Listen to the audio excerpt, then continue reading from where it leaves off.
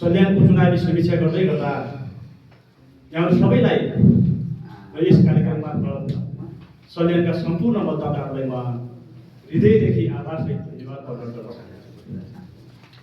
यति बेला सल्यानमा पनि हाम्रो पार्टी एउटा ठुलो पार्टीको रूपमा स्थापित भएको छ। यद्यपि प्राविधिक कारणले होला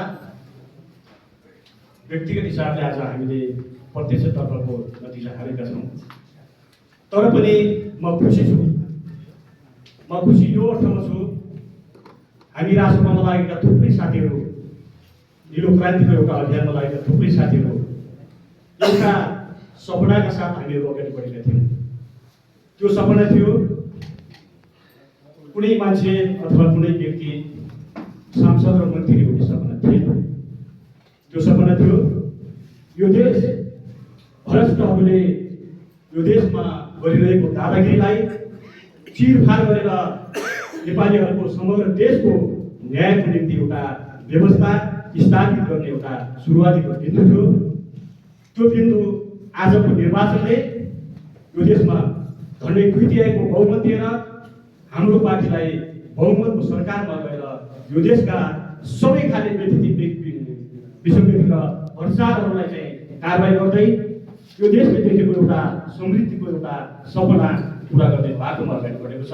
त्यसकारण हामी सबै मान्छेहरूलाई खुसीको यो दिन हो र हामी सबै मान्छेहरू खुसीका साथ सल्यान जिल्लाभित्रका सबै मतदाताहरूलाई चाहिँ धन्यवाद हुन जरुर छ र म फेरि पनि धन्यवाद भन्न चाहन्छु। आदरणीय साथीहरू, बडो समस्याका बीचबाट, बडो अप्ठ्याराहरूको बीचबाट निकै ठुलो सपना देखेर निर्माण गरेको एउटा हाम्रो पार्टी थियो।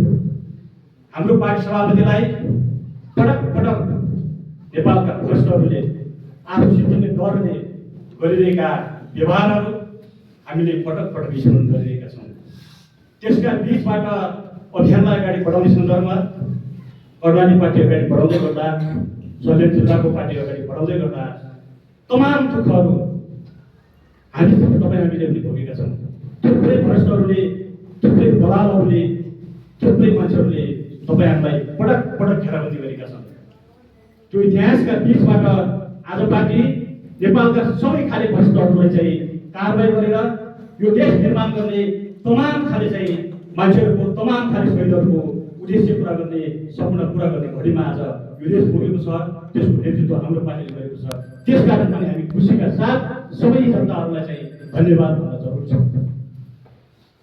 म धेरै कुरा राख्दिनँ, पूर्वोक्त साथीहरूले धेरै कुरा राखिसक्नु भएको छ। समयको पाबन्दी पनि छ, टाढा टाढा हामी धेरै मान्छेहरू जानुपर्नेछ।